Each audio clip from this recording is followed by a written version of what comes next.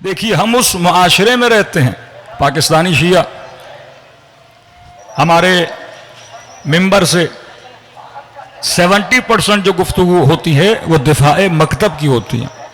इसका एक रीज़न है। रीज़न यह है कि हम उस मुआशरे में रहते थे कि जहां हमें बार बार कभी काफर बोला गया, कभी मुशरिक बोला गया। 80s से ये बरमला एक प्रोपेगेंडा शियों के खिलाफ शुरू हुआ, जिसके नतीजे में हमारा रिएक्शन कभी वो न रहा जो दुश्मन चाहता था कि एक शख्स अमीरुल मोमिनीन के चेहरे पर अमीरुल मोमिनीन को गालियां दे रहा था। मौला के साहब आगे बढ़े कि मौला हम जाएं इसका सर कलम कर दें। अमीरुल मोमिनीन ने फरमाया कि जब तक ज़बान से बात कर रहा है इसका जवाब ज़बान से दो, अगर तलवार उठाए तो फिर तुम तलवार उठाना। फिर फरमाया नहनु अबनाउद दलील, हम जब भी दुश्मन से मुकाबला करते हैं तो हम दलील से बात करते हैं। और फरमाया जहां दलील होती है वहां गाली नहीं होती।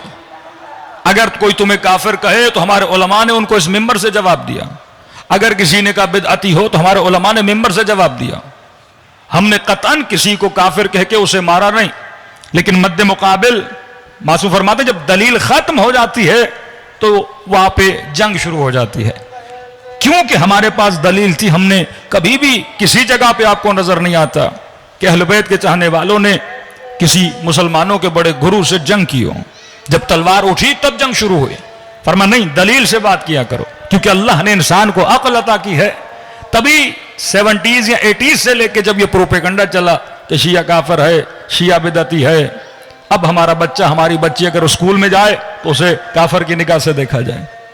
हमारे लोग जॉब करें तो वहां से उनको एक अजीब तरीक निगाह से देखें। वैकेंसीज पैदा हो जाए, जो इंटरव्यू लेने वाले उनके अंदर भी वही नफरत घोल दी गई जो नफरत फैलाई गई इस पूरे मुल्क में। कहीं पे दुकान हो तो ये बोला जाए इनका खाना ना खाओ।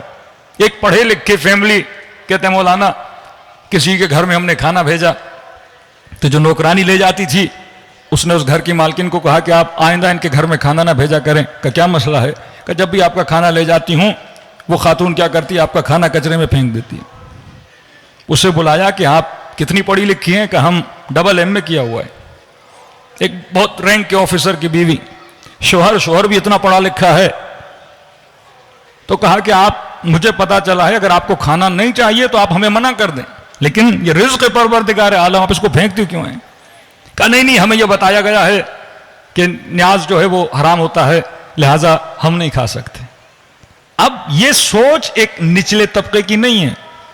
ये सोच मैं बता रहा हूं कि एक बंदे ने MA किया हुआ है, एक बंदा हाई रैंक का ऑफिसर बन चुका है, लेकिन अभी तक उसी की सोच है।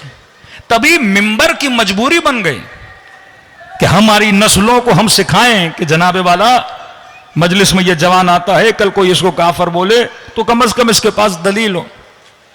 तो 95% हमारी मजालिस का जो मटीरियल होता था वो मुनाजराती मटीरियल होता था। हम ये बताते थे कि अगर अमीरुल मोमिनीन को हम खलीफे बिला फसल मानते हैं तो बच्चों को बताते थे कि जाके ये दलील है, इस दलील की बुनियाद पर अली नबी के पहले खलीफा हैं, इस दलील इल्म की बुनियाद पर, दलील फ़क़ाहत की बुनियाद पर वो सारी हदीस अपने बच्चों को याद कराते थे। कभी हमने अलम के हवाले से दलील दी, कभी हमने आंसू के हवाले से दलील दी, कभी हमने मातम के हवाले से दलील दी, मुख्तलिफ। यानी 95% 30 साल तक हमारे मिंबर का जो मौजू रहा वो मुनाजराती मौजू रहा, सिर्फ इस बुनियाद पर ताकि इन बच्चों को तकलीफ ना हो, ये बच्चियां जाएं तो इनको कोई अजियत ना करे। कभी बस में बैठ गए एतराज हो गया, पता चला शिया है। कभी यूनिवर्सिटी में गए तो एतराज हो गया, पता चला शिया है। कभी स्कूल में बच्चा जा रहा है तो पता चला एतराज हो गया, बच्चे इससे दूरी कर रहे हैं। लिहाजा हमने अपनी नस्लों की तरबियत करने के लिए हमने ज्यादातर मुनाजराती अभास को छेड़ा। लेकिन अब जमाना बदल चुका है। यह जमाना शऊर का जमाना, यह जमाना सोशल मीडिया का जमाना। अब उन्हीं के जवान उन पे एतराज कर रहे हैं। मिर्जा जैसे लोग, मुफ्ती हमदर्द जैसे लोग, कादरी से जैसे लोग कि जनाबे अबू तालिब के ईमान के लिए ताहिरुल कादरी बात कर रहे हैं।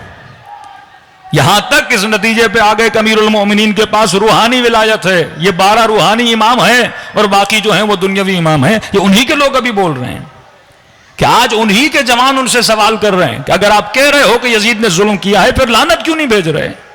अगर आप कह रहे हो कि हक़ अहले बैत को गस्ब किया, ये सवाल करते हैं कि बताओ वाकई 70,000 मेंबरों से अमीरुल मोमिनीन पे सब किया जाता था कि नहीं? या आज पूछते हैं कि वाकई जंग जमल में साहब रसूल शहीद हुए कि नहीं, या आज सवाल करते वाकई रसूल ने कहा था कि अम्मार तख्तुल फ़ियतुम बागिया, तुझे एक बागी फिरका मारेगा कि नहीं।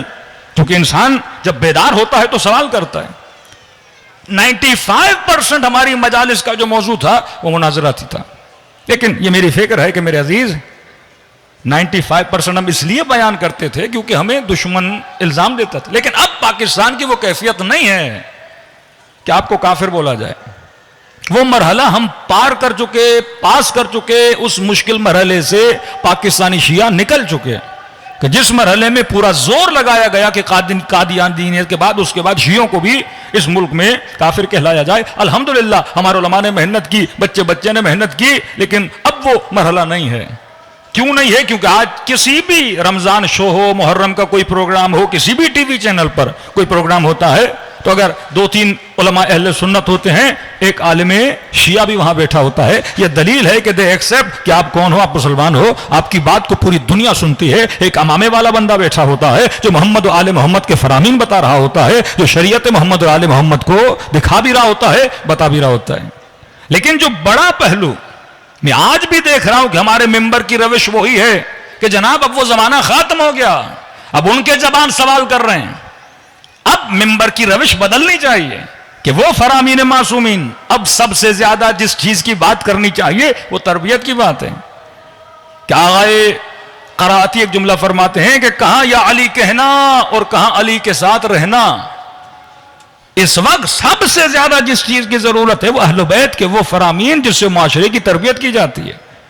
इस वक्त हमारे जवान को सबसे ज्यादा जिस चीज का खतरा है वो उसके किरदार का खतरा है।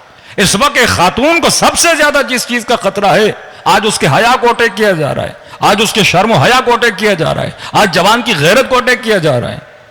आज मुझे पता है कि मैं अपने बच्चे को अगर यूके भेजूं, वेस्टर्न वर्ल्ड भेजूं एजुकेशन के हवाले से, किसी को नहीं पता क्या इस बच्चे के अकायद, क्या इस बच्चे के अज़ाइम इतने मजबूत हैं कि नहीं है कि ये वहां जाए और अपने किरदार को बचा सके। ये फरामीन मासूमीन अलैहिस्सलातु वस्सलाम फरमाया, ऐशियो अगर ये दूसरी सिफत तुम्हारे अंदर ना हो, वो कौन सी सिफत है? फरमाया वो एक्सेप्टेंस ऑफ विलायत पजीरी। पहली सिफत बंदा बाबसीरत बने, दूसरी सिफत बंदा साहिब विलायत बने।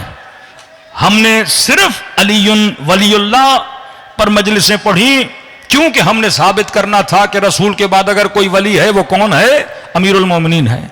कलमा इब्तिदा तालीम है कि आप बच्चे को ABC सिखाते हो ताकि इसी ABC को जोड़ के वो सेंटेंस लिख सके, और सेंटेंस लिख भी सके, सेंटेंस पढ़ भी सके और उसको समझ भी सके। कल कोई साइंस की बुक आ गई, कोई इंजीनियरिंग की बुक आ गई, कोई फिजिक्स की बुक आ गई, इसको पढ़ना आना चाहिए, उसकी मीनिंग आना चाहिए ताकि उन किताबों से इल्म हासिल कर सके। अलीयुन वलीउल्लाह इब्तिदा राह विलायत है। लेकिन सवाल यह है, जब तक कंप्लीट हमारी नस्लें विलायत अमीरुल मोमिनीन को एक्सेप्ट नहीं कर लेती, यह सिफत असहाब इमाम हुसैन में थी करबला में, एक्सेप्टेंस ऑफ विलायत। कुछ भी हो जाए इन्होंने हुसैन को नहीं छोड़ा, कुछ भी हो जाए असहाब अमीरुल मोमिनीन को नहीं छोड़ा। कुछ ऐसे थे जो छोड़ के चले गए क्योंकि विलायत पजीरी नहीं थी। अमीरुल मोमिनीन अली इब्न अबी तालिब सल्लल्लाहु अलैहि मोहम्मद व आले मोहम्मद।